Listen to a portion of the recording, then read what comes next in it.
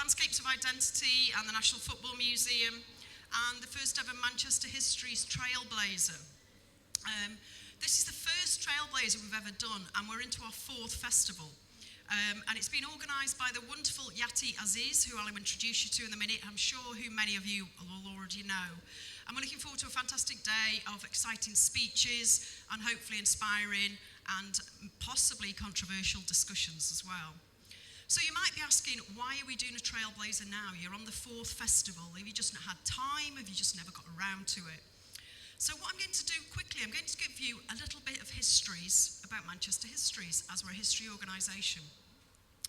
Our first festival was in 2009, and it came out from the University of Manchester and Manchester Metropolitan University.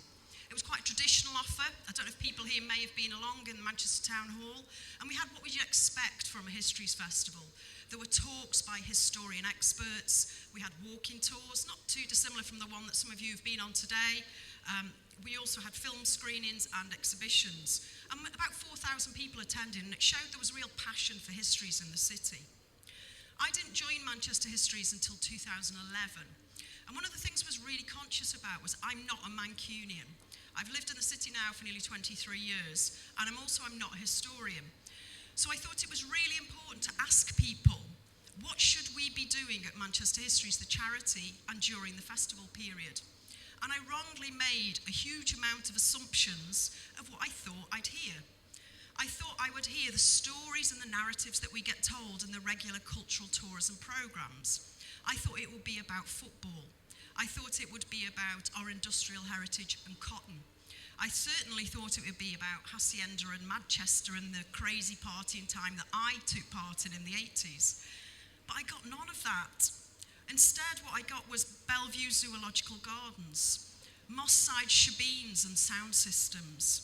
I got those special moments in buildings that built people's emotions. I got taking part in the Section 28 demo in the late 80s that unfortunately I missed because I had to go to a hockey match. We got things that were about the first kiss, the first time you saw a film at Corner House, the first gig you went to, being nurtured as an artist by Common Word and Culture Word, and a pride in the real uniqueness that's Manchester. And it seemed to be, it was about those moments that inspired connection, a sense of being part of a community, a pride that Manchester did things differently. It was a city like no other, and that spaces held our emotional experience. So the heritage we were talking about wasn't just about the past and old buildings, which is what we so often get told. It was something dynamic, and it was also part of the future. Heritage wasn't seen as a barrier to progression, something to fight about, an old building to knock down, to build something new and shiny. It was something that helped us to gain understanding and meaning about who we were as people and where we wanted to go. People talked about their dreams and aspirations for the Manchester of the future, of public spaces and places that they were part of discussions that they could get involved in to talk about what the future looked like and what our imagined histories of tomorrow would be. So we changed the festival, and rather than have a curated festival where we had experts, we said to people, put whatever you want to in the festival. We won't tell you what the theme is, we won't tell you what to do, we won't question if you're an expert or a historian. We'll completely accept that the stories you want to tell are the stories that need to be told. We'll accept that you have the experience and the validity, and most importantly, the passion to tell those stories at Manchester that aren't getting heard. And this has continued into 2014 and 2016.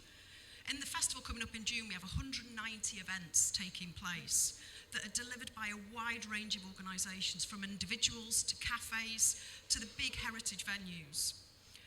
And we've seen a real diversity of people who are taking part and wanting to explore what it means to live in this city, what the landscape should be looking like, exploring the past and the present and the future. But one of the stories I keep hearing from people is a sense that they're starting to feel disconnected from the city, and particularly its physical space and the current changes. They're not being invited to the table to have discussions in what our future will look like. That we're losing our sense of uniqueness and spaces that nurture our creativity and create Manchester artists and historians to be proud of. And I hope today provides us with the opportunity for people to start taking part. And that's why when Yati came to me to talk about this symposium, I thought it would be a fantastic place to start having those discussions. And today, you will see, we will be having discussions about those things that we'll be discussing today and that are in the festival. And in the festival, there are events that talk about belonging, public space, encouraging a new gaze and getting people to look at the city in a different way, creativity as a driver for our own identity, and imagining and modelling our future histories. We've so much to be proud of in the years after the bomb. There's been so much to be achieved. We've got a city that's been transformed. It's cleaner and healthier. It's got a vibrant cultural scene. And it's the city centre where people live. And I hope today gives us a chance just to pause and evaluate what we've done and where we're moving to. I hope that we hear conflicting ideas and thoughts. I hope we all don't agree and pat ourselves on the back, aren't we doing great? I hope we have examinations and critiques of our current and proposed landscapes, and an honest discussion of the role and place of Manchester's people in helping to shape our future identity and histories, and the key role that culture and heritage have in making that happen. So I hope you come along to the festival that starts on the 3rd of June and join in the many events that we have, and you can continue to explore the discussions that we'll be having today. And I hope you get a lot out of today. I want to do just a really quick thank you to the partners for today's event: Manchester School of Art, Manchester School of Architecture, Manchester Metropolitan University, and obviously the National Football Museum, who've kindly hosted today. I now want to introduce you to the inspiring and incredible Yati Aziz.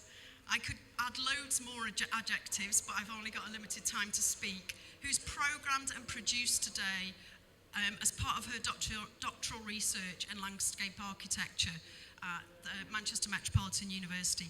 And I hope you give a really warm welcome and appreciation to Yati, who's made today happen. Thank you.